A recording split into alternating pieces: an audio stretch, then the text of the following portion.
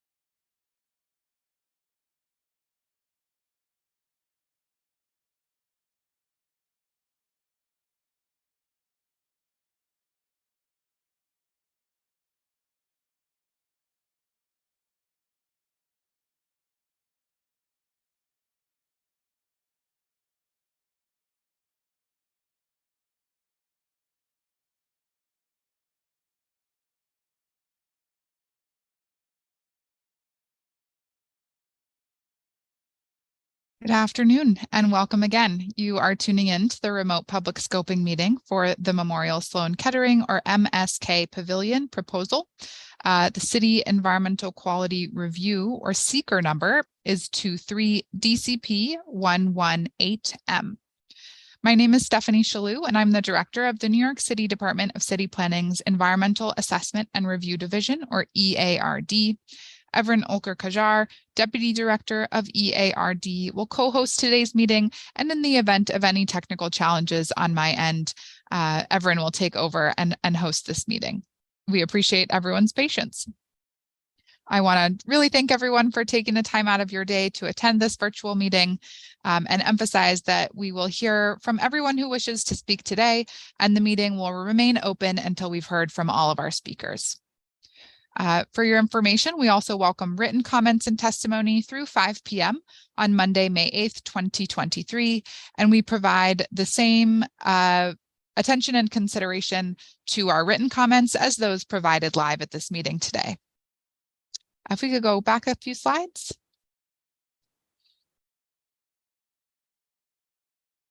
Yes, perfect. So we will now proceed to the public scoping meeting for the MSK Pavilion proposal. Again, for the record, the City Environmental Quality Review or seeker application number is 23DCP118M.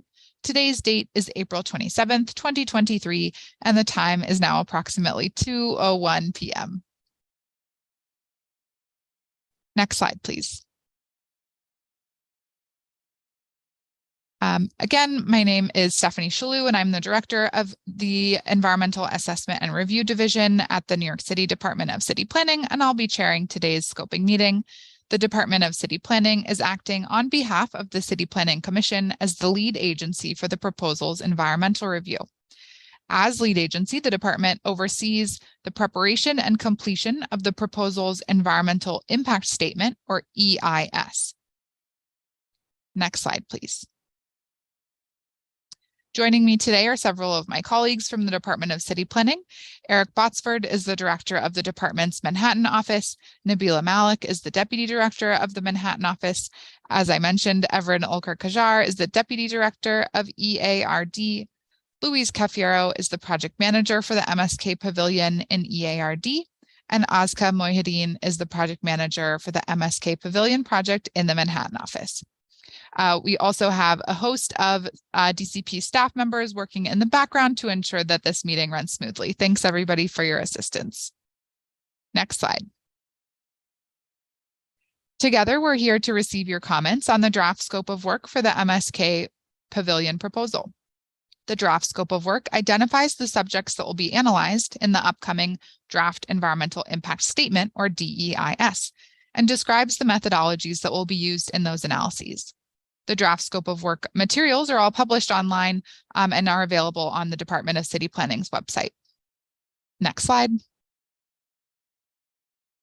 The purpose of today's public scoping meeting is to allow for public participation in the preparation of the DEIS at the earliest possible stage in the environmental review process. Specifically, scoping allows the public to help shape the DEIS before it's written. Toward that end, the department, as lead agency, will receive verbal testimony on the draft scope of work from elected officials, government agencies, representatives of the local community board, and the public. As I mentioned, we also welcome written comments on the draft scope of work, and those comments can be submitted through 5 p.m. on Monday, May 8th, 2023. Next slide. At the end of the written comment period, the department as lead agency will review all comments, those we hear today, as well as any written comments we've received. After carefully reviewing all comments, the department will decide what changes, if any, need to be made to the draft scope of work, and we will issue a final scope of work. It is the final scope of work that serves as the basis for preparing the DEIS. Next slide. Today marks the beginning of the environmental review process for the MSK Pavilion and the comment period. No decisions will be made today regarding the draft scope of work. Rather, the purpose of today's meeting is to allow the public to provide their comments on the draft scope of work, allow the department to listen to those comments, and again, it's important for all voices to be heard. Next slide. I'll now focus on the structure of today's meeting, which will be divided into 3 parts. First, the applicant team will give a brief presentation describing the MSK Pavilion proposal. The applicant team will also provide a brief summary of the environmental review's draft scope of work. This will be about 20 minutes or so. During the second part of the meeting, we will receive comments on the draft scope from any elected officials, government agencies, or those representing the community board in the second part of the meeting. And during the third and final part of the meeting, the department will receive comments and testimony from members of the general public. Next slide. On to a few logistics for today's meeting.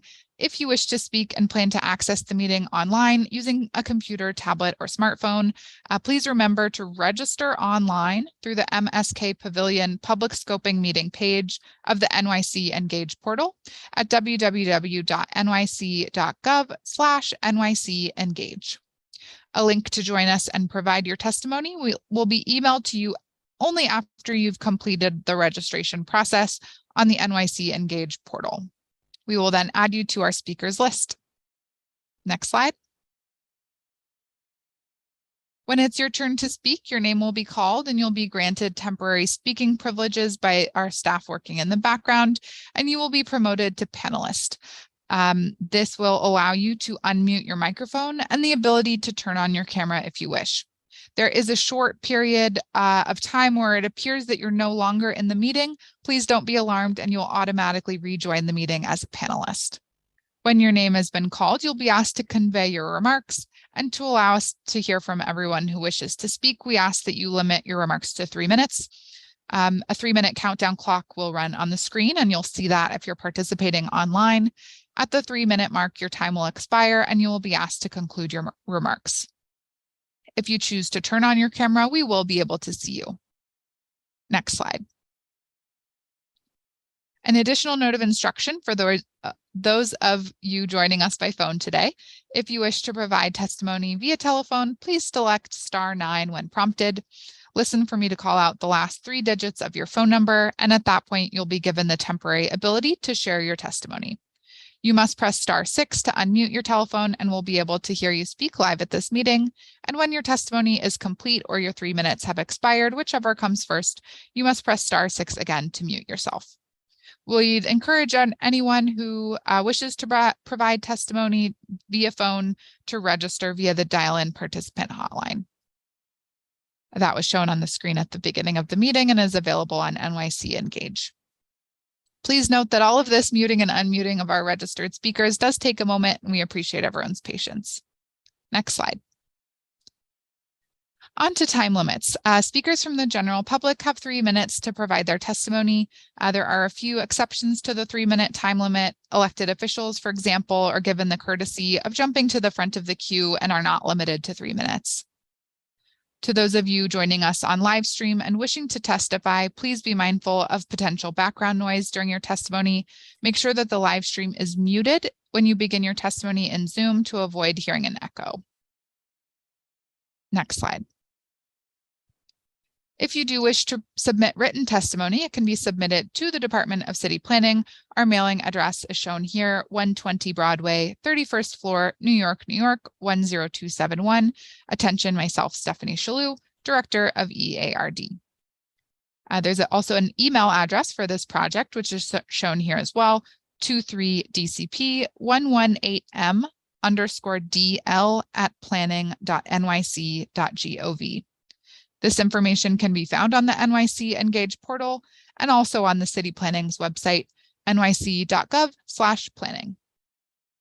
As a reminder, we'll accept written comments through Monday, May 8th, 2023 by 5 p.m. Next slide. All right, if you missed any of the instructions here that I've provided today, please visit www.nyc.gov/NYC-engage for instructions on how to participate and provide testimony. We'll now be moving on to the first part of the meeting, where the applicant will present an overview of the proposed project. This will be followed by a summary of the environmental review and the draft scope of work. So I will turn it over now to Dr. Jeffrey Drebin. Thank you very much, Stephanie, and good afternoon, everyone. Could we have the next slide, please? So I'm Jeff Drebin, the chair of the Department of Surgery and acting hospital president. I'm joined in our presentation by Paul Stanbridge from Foster & Partners, Shelley Friedman, Real Estate Counsel, and Noah Bernstein from AKRF. Next slide, please. This slide shows a picture of the original Memorial Hospital on Central Park West and 106th Street. And another picture in the inset, which is our current hospital building, which was completed in 1973, 50 years ago, and is our most recent up-to-date inpatient facility. To the right side, you see the tripod on which everything we do at Memorial Sloan Kettering is based. And these are on giving the very best patient care to our current patients, doing the research that will allow us to give even better care in the future, and educating and training physicians and scientists for the future. Next slide, please. So I'm here to explain how the Pavilion is going to be important in cancer care looking forward. And this slide shows data from the CDC, which shows that cancer rates will increase by 50% by the year 2050. It's estimated that by 2030, Memorial Sloan Kettering will see a fraction of the New York City patients, roughly 1 in 5, and 47,000 new cases will be seen by 2030, and 60,000 new cases are predicted for 2050. And while the rise is a projection among all age groups, there are really 2 groups that I want to call out. You can see the bar graph shows the ages of patients with cancer now and in 2050. You can see that the predominant group of cancer patients are older patients, and we know cancer is a disease of aging. And you can see that for patients in their 60s, 70s, and 80s, the number of cancer patients will increase dramatically, and in some cases more than double.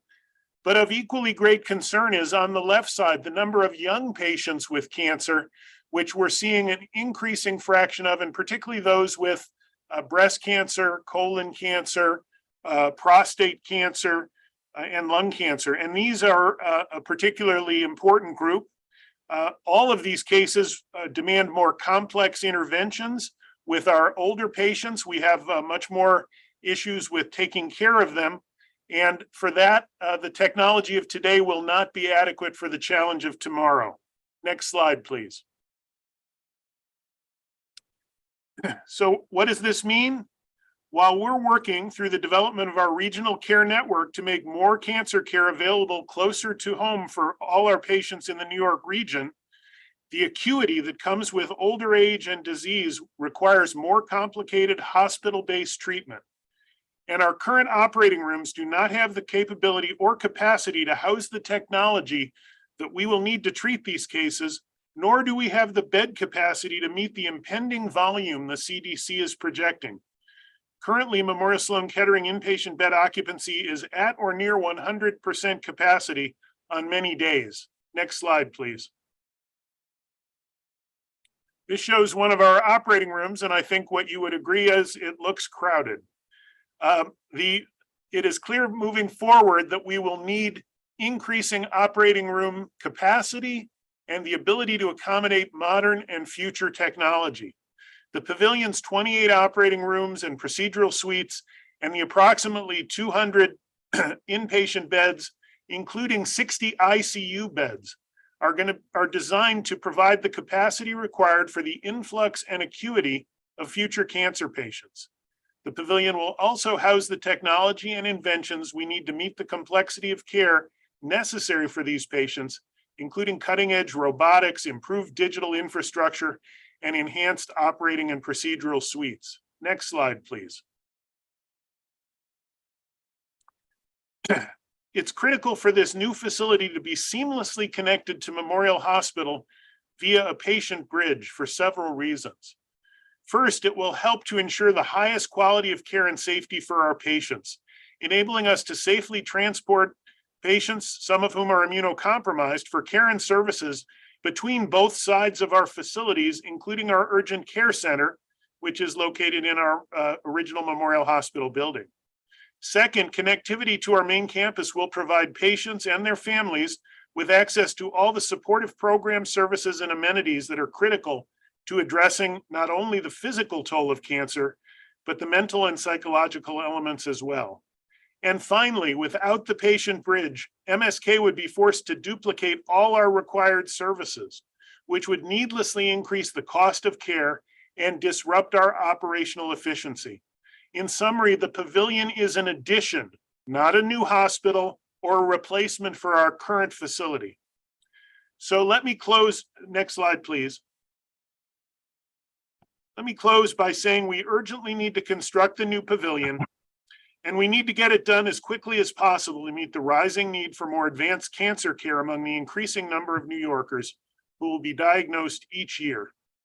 With that, I'd like to turn things over to Paul Stanbridge from Fosters and Partners, who will take us through the next section of our presentation. Thank you very much. Thank you, Dr. Drebin. Good afternoon. I'm Paul Stanbridge. I'm an architect with Foster and Partners in New York City. Next slide, please. This slide shows MSK's existing facilities in the Upper East Side. MSK buildings are shown in purple. We are going to focus on the cluster in the middle between 66th and 69th Street. Next slide, please. This is a close-up view of the existing conditions. Our site is to the west of York Ave between 66th and 67th Street. Two existing MSK buildings, Sloan and Scholar, are currently on the site. Next slide, please. Here you see the new patient pavilion zoning envelope from the East River in the context of the other buildings in the Upper East Side.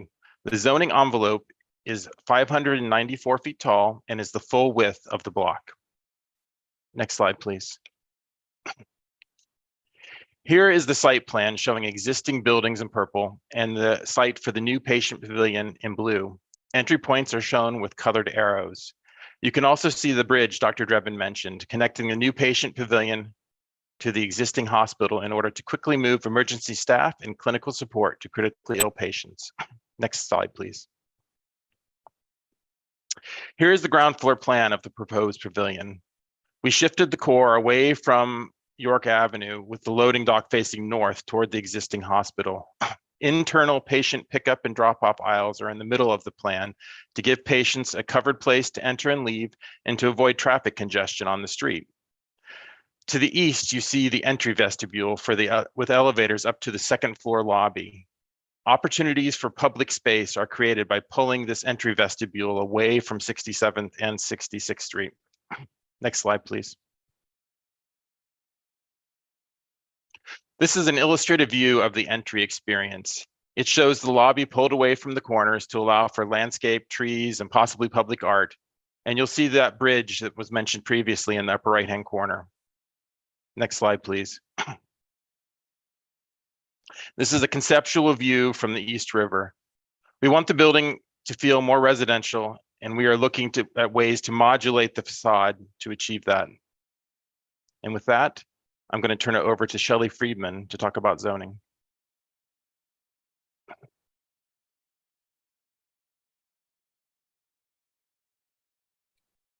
Thank you, Paul. Next slide, please. I will run through the zoning actions shown on this slide required to establish the proposed zoning envelope for the pavilion.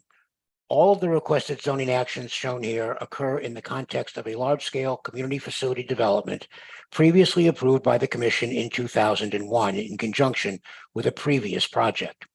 The pavilion site is on a zoning lot located entirely within the boundaries of this previously approved large-scale development and builds on those 2001 approvals. As a site within the 2001 large-scale community facility development, this site will utilize the special zoning tools provided in Chapter 79 of the zoning resolution that facilitate the development of community facility buildings in multi-block campus settings. These tools are often limited to specific uses such as hospitals, and in some cases are further limited to large scales in Manhattan Community Boards 8 and 12. Thus, approval of the two requested text amendments described in Action 2, which will enable the Commission to modify by special permit lot coverage and sign regulations, will apply only to hospitals in large-scale developments located in Manhattan Community Boards 8 and 12. In Action 3, the proposed modifications to the 2001 large-scale drawings and calculations, these will permit the redistribution of zoning floor area within the large scale for use on the pavilion site. Action 4, a large-scale special permit limited to hospitals and community boards 8 and 12 will modify height and setback requirements along the perimeter streets of the large scale, in this case, York Avenue and East 66th Street, as well as through the proposed text amendment, modify lot coverage and sign regulations to improve pedestrian and vehicular wayfinding. Action 5, these are authorizations available only within large-scale developments, will modify height and setback on East 67th Street, which is not a perimeter street, and yard requirements. Zoning Action 6 involves updating the various 2001 documents and is limited in scope to the already approved large scale, and therefore, as with all the preceding actions, applies only to the narrow frame of the large scale development approved in 2001. And finally, while not a zoning action, the ULURP application will include a parallel application to the New York City Department of Transportation for the bridge across East 67th Street that Dr. Drebin stated to be a programmatic necessity and that Paul Stanbridge described. On the next slide, please. We will see that even the zoning map amendment, that is Action 1, has its history in the 2001 approvals. This slide shows the boundaries of the 3-block 2001 large-scale development in orange and the extent of the zoning map amendment, Action 1, in red. The rezoning from R8 to R9 on the south mid-block applies only to the lot of the MSK Rockefeller Labs building, which is included in the pavilion zoning lot shown outlined in blue. The pavilion site itself is in blue. This map amendment, which was included in the 2001 zoning actions, requested that all 3 mid-blocks of the large scale be rezoned from R8 to R9 as necessary to support the now built Zuckerman Research Center on the north block and a new inpatient facility.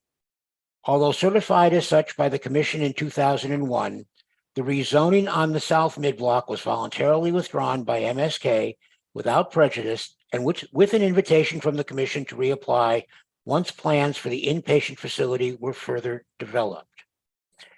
The Pavilion represents that inpatient facility, and these zoning actions represent the resumption of that discussion.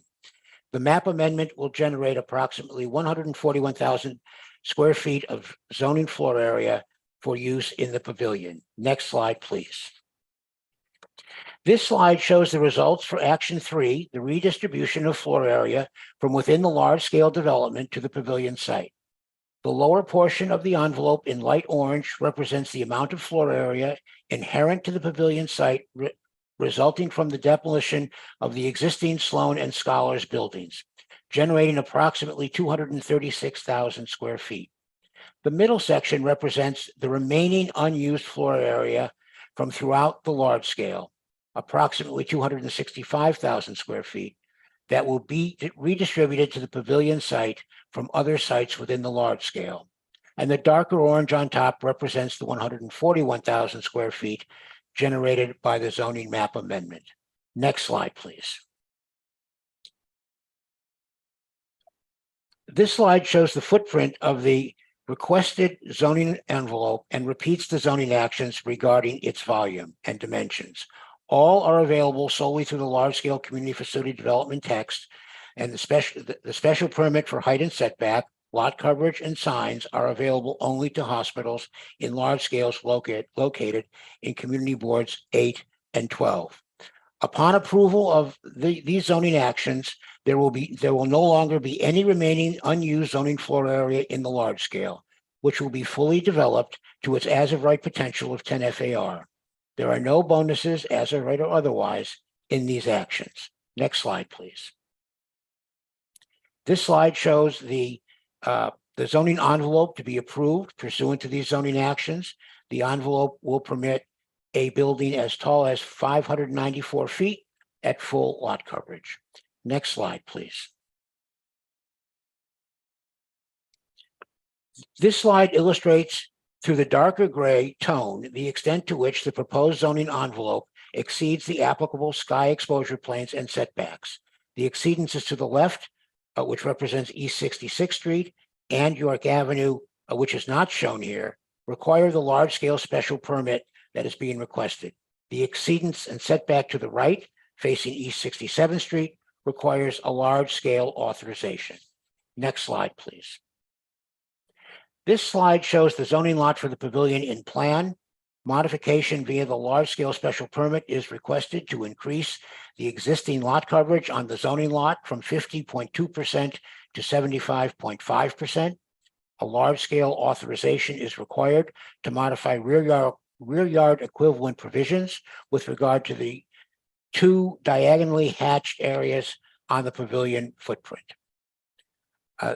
I will now hand this over to Noah Bernstein from AKRF. Thank you. Thank you, Shelley. Hello, I'm Noah Bernstein with AKRF, and we are preparing the draft environmental impact statement, or DEIS, for the proposed project. For the EIS, please advance the next slide. Thank you. For the EIS to assess the possible effects of the proposed project, a reasonable worst-case development scenario was developed to account for existing conditions, the future without the proposed project or the no action condition, and the future with the proposed project, the with action condition.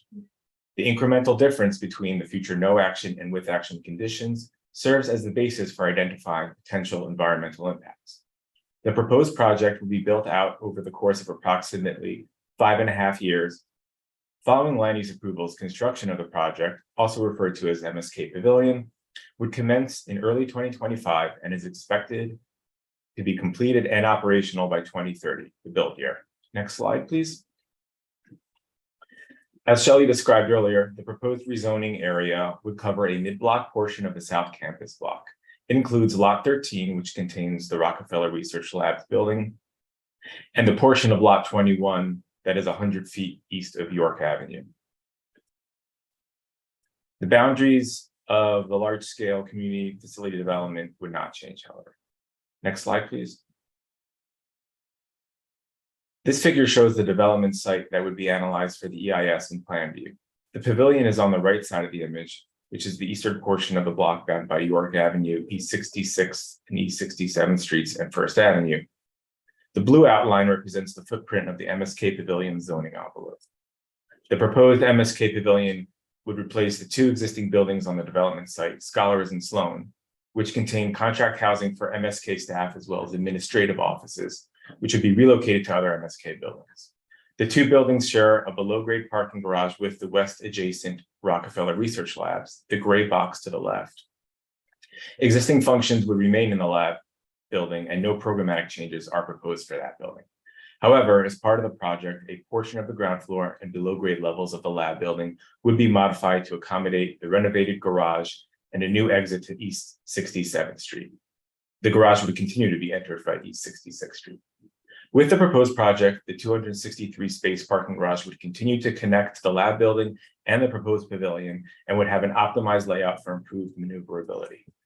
Public entrances to the pavilion lobby would be located on East 67th Street and East 66th Streets, just off of York Avenue, and on a 3-block driveway drop-off area for patients and visitors. The entrance to the southbound drive-through would be through a new curb cut on East 67th Street, and the exit would be through a new curb cut on East 66th Street. There would be a total of 4 service bays, 3 on East 67th and 1 on East 66th. As mentioned, the proposed 2-story patient bridge would connect floors 5 and 6 of the pavilion with levels 8 and 9 of Memorial Hospital across East 67th Street. Next slide, please. In the no action condition, the development site would remain in its current form, 2 attached buildings containing contract housing and administrative hospital support uses with below-grade parking. The EIS will analyze a with action condition reflecting the development of a new 31-story inpatient hospital pavilion devoted to patient care for cancer treatments and would include 202 inpatient beds for acutely ill patients and 28 operating suites and ICUs. As shown in this table, the proposed project would result in an overall development increment over the no action condition of approximately 606,276 gross square feet of total development, including 202 inpatient beds.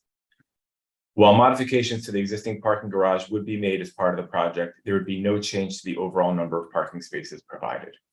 Next slide, please.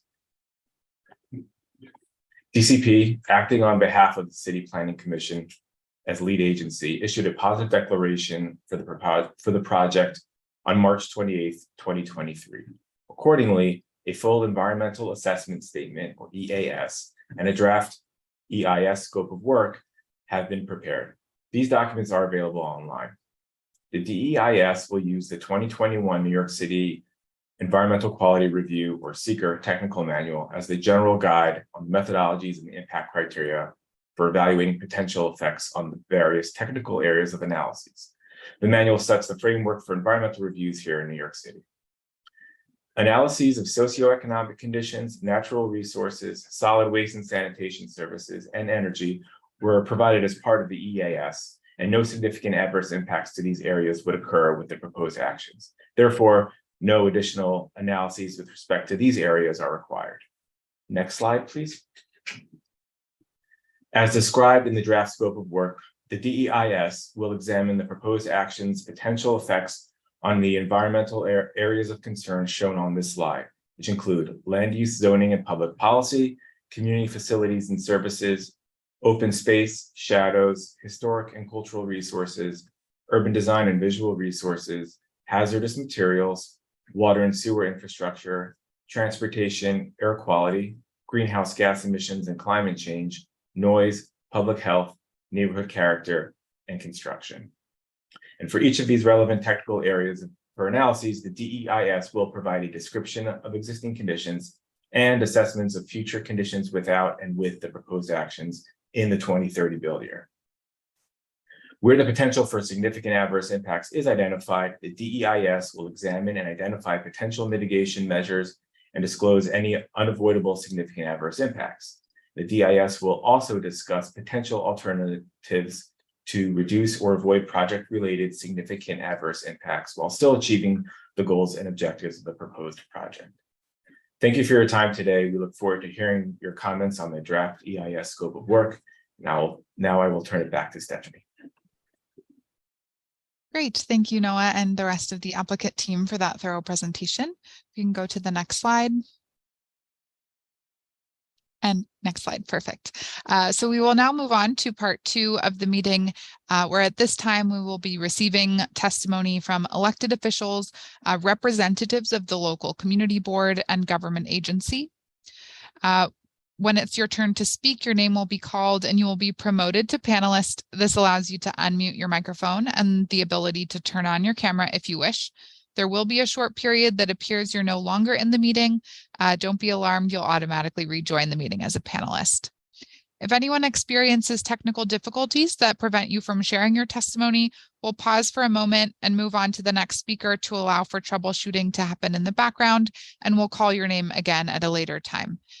If this happens, please visit the how-to guides on the NYC Engage website for assistance.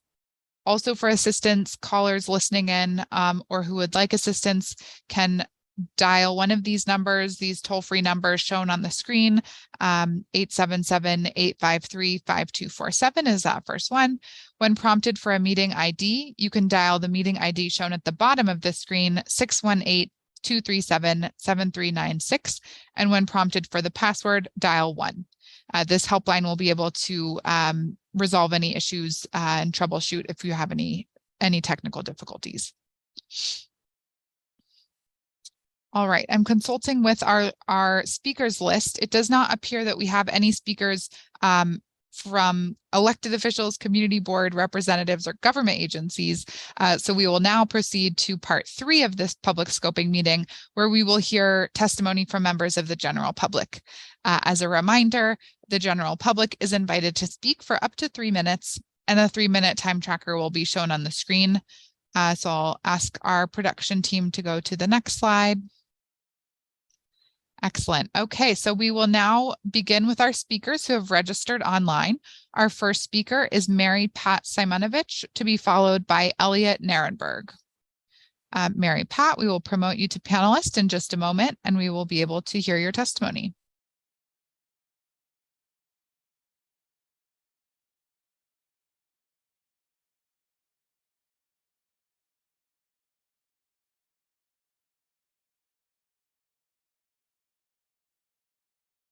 Good afternoon. Are you able to?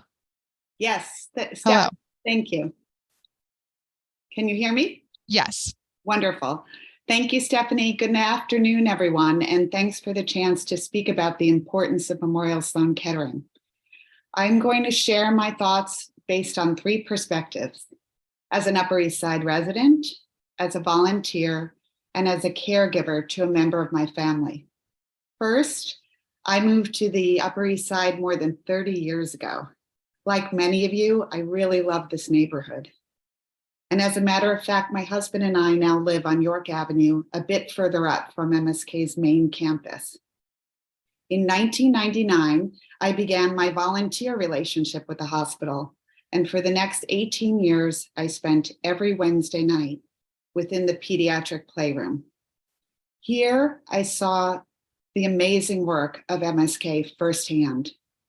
I witnessed the incredible dedication and the professional compassion of the nurses, doctors, and staff. I saw the desire of each and every one to make the awful experience of pediatric cancer a bit brighter for these children and their families. Beginning 3 years ago, I once again experienced the amazing work of MSK when my dad became a patient and I, his caregiver. Let me tell you a little bit about my extraordinary dad. He was well into his 90s, enjoying every minute of life with my mom, his bride of 60 years, his 4 children, our spouses, and his 10 grandchildren. He had only been in the hospital to be born, to receive a pacemaker, and for a minor AFib episode when he was in his 80s. We thought he was absolutely invincible until a very rare and very aggressive cancer struck. Immediately, my father began treatment at MSK. Once again, we as a family witnessed the extraordinary dedication and professional compassion of all the staff, doctors, and nurses. This was a fact my father often complimented them on throughout his care.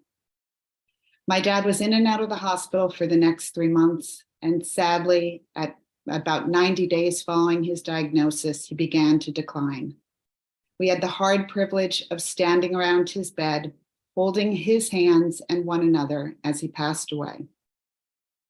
Cancer was tough for my dad and for all of us, but we know now he's at peace, and so are we, with the knowledge that he received the best possible care at Memorial Sloan Kettering. Thank you so much for the time to speak with you today. Thank you. Thank you for your testimony and for sharing your story. All right, we will now move on to our next speaker, Elliot Narenberg, to be followed by Sudha Acharya. Elliot Narenberg, we will go ahead and promote you to panelist and unmute you. You should be able to speak. Okay. Thank you very much, Stephanie. My name is Elliot Narenberg. I'm here today to tell you about Memorial Sloan Kettering and how it saved my life, and why I proudly support MSK's plan to build a new cancer care pavilion on its Upper East Side Manhattan campus. In April of 2017, I was diagnosed with stage 4 melanoma, which is a serious form of skin cancer that I had metastasized on my spine, my ribs, and pelvis. I was terrified, as I think anyone would be. After researching treatment after treatment online, the prognosis was clear. There wasn't much hope. I had no idea where to turn for help. I called some of my close friends, some of whom are physicians, for their advice on where to seek the best cancer treatment. Without hesitation, they all recommended MSK as a place for me to go. When I first met with my oncologist, Dr. Paul Chapman, I felt like a weight had been lifted off my shoulders. He spent 2 full hours with me and my family during that initial consultation. When I asked him how he could spend so much time with me, he said that every patient deserves respect. He truly made me and my family feel like a human being and not just another case. Dr. Chapman explained that given the recent advancements in immunotherapy treatments for melanoma, I had a 70% chance of survival. Finally, I felt hope. The sense of compassion I received from Dr. Chapman is present everywhere at MSK. From the receptionist at the front desk to the nurses, I was treated with the utmost care and warmth. I was treated like I was part of their family. 3 months into my immunotherapy treatments, the growth started to shrink, and with 18 months, they were gone. Today, I'm proud to say I'm cancer-free.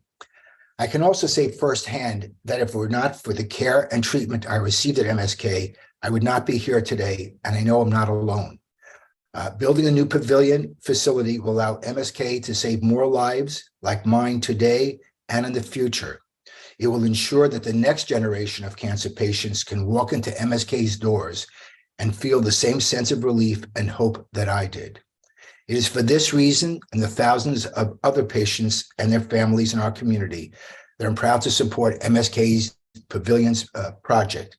Thank you for your time. I appreciate it. Thank you. Thank you for being here, and congratulations on your recovery. Wish you all the best. All right. Our next speaker is Sudha Acharya, to be followed by Virginia Wetlaufer. Sudha Acharya will be promoting you to panelist in just a moment, and you'll be able to unmute.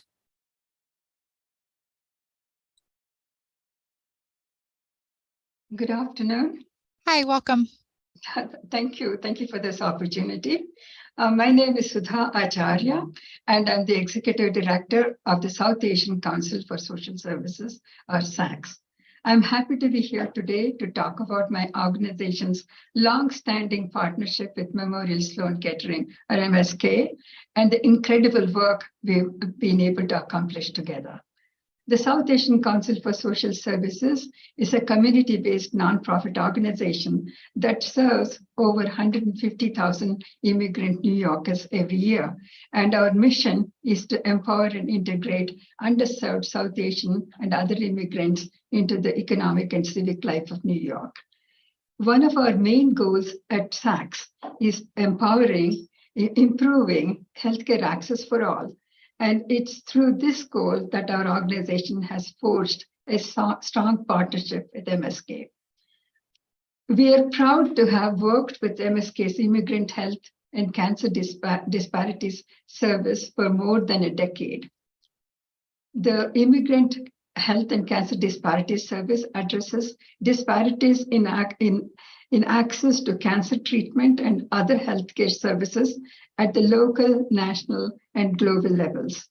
We worked on a variety of health equity projects together, including starting a taxi program, right, which provides NYC taxi drivers with free access to healthcare services. The taxi program holds regular health affairs at JFK and LaGuardia airports and provides drivers with important health screening services. These include health check-ins on blood pressure, BMI, waist circumstance, cholesterol, and blood sugar checks, as well as offering navigation assistance such as clinical referrals, insurance enrollment, and help with addressing healthcare. From January 2020 to December 2021, at a time when many preventive healthcare services were greatly inaccessible because of the COVID-19 pandemic, the taxi program held 72 in-person health fairs for taxi drivers and 15 virtual cancer screening awareness events. The taxi program is just one of the many examples of MSK's commitment to health equity. As a longstanding partner of MSK, I have seen how firsthand how MSK cares about the people that call New York City home. It's one of the many reasons why I'm proud to support MSK's plans to build a new cancer care facility on their main campus. Increasing MSK's inpatient facility capacities will help expand access to world-class acute cancer care for all New Yorkers. SACS looks forward to continuing to work with MSK in its mission to advance the very best cancer care for generations of New Yorkers to come. Thank you very much. Thank you very much. Thank you for your important work and the work of your organization. We will now move on to our next speaker, Virginia Wetlaufer, to be followed by Amador Centeno. Virginia Wetlaufer, you will now be promoted to panelist and will be able to unmute yourself. Welcome. Hello, can you hear me? Yes. Yes. Hi, my name is Virginia Wetlaufer Tomlinson, and I consider myself a true New York Stater. I was born and raised in Buffalo, and besides for 4 years out of state for college, I've been a resident of now New York City for the last 21 years. Over a decade ago, I was another healthy, successful 31-year-old living in New York until a Pilates class changed my life. In class, my top slightly shifted and it revealed that my breast had something in it that I hadn't felt before. That lump on my breast, I would later learn, was stage 3 breast cancer. My family was in Buffalo, but my young adult life was in New York City, including my boyfriend of 6 months.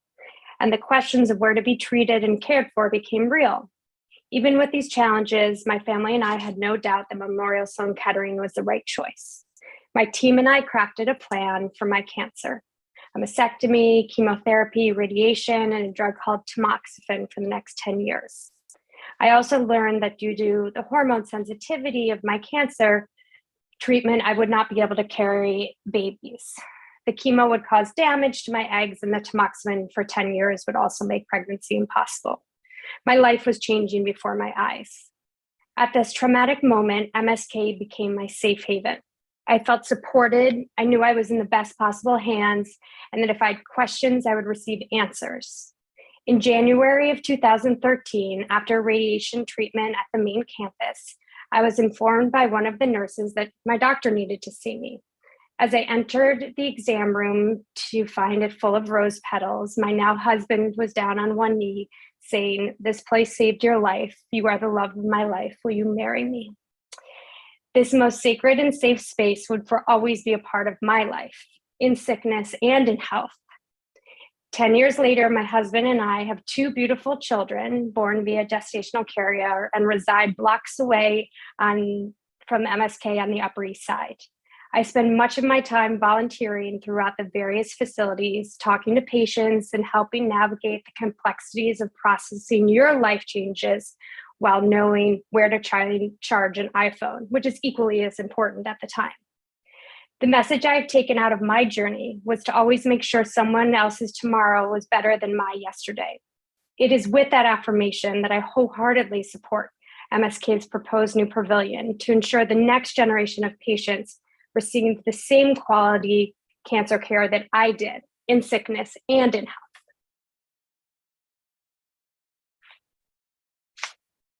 Thank you. Thank you for sharing your story and congrats on your recovery as well. All right, we will now go to our next speaker, Amador Centeno, to be followed by Roger McLean.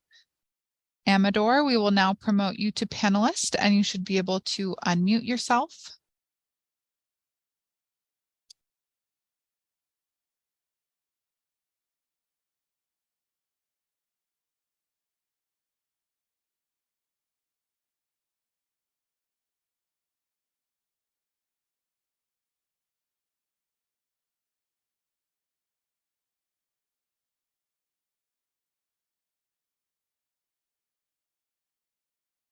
I am not seeing Amador in our panelist list. Maybe it's just taking a moment longer than usual.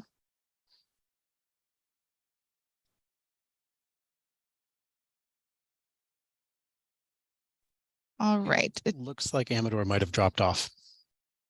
Oh, I just saw him back in the attendee column.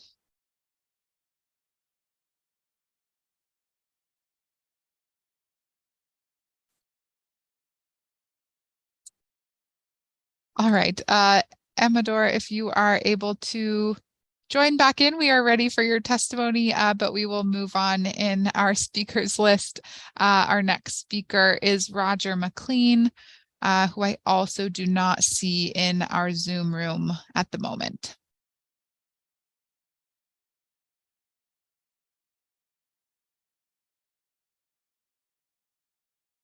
Checking with my team in the back of house.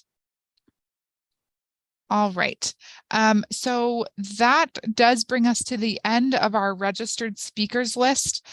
So what I'm going to do is ask our production to go to the next slide, and we're going to take a brief 5-minute break for anyone who has not yet registered to speak, who wishes to do so, to have an opportunity to register online via, as I mentioned, the NYC Engage page at www.nyc.gov/NYC Engage. We will now take an approximately 5-minute break so that anyone who wishes to do so is able to join.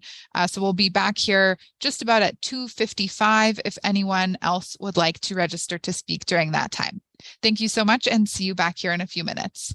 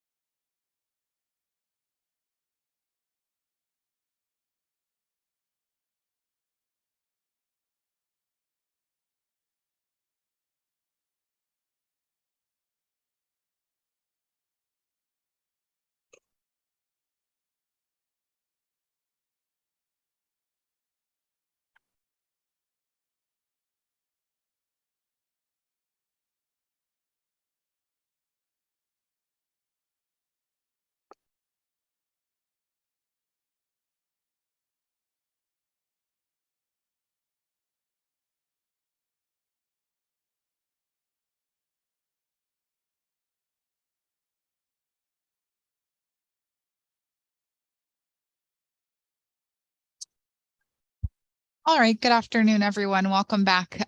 Again, this is the remote public scoping meeting for the MSK Pavilion proposal. And again, the seeker number for the project proposal for the record is 23DCP118M. My name is Stephanie Shalou, Director of the Environmental Assessment and Review Division at the New York City Department of City Planning.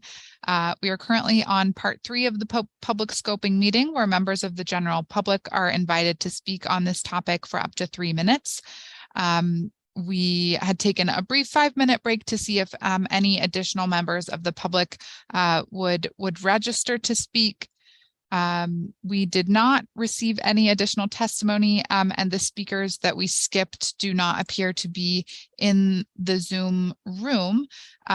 So with that, is there anyone else who wishes to provide testimony here today?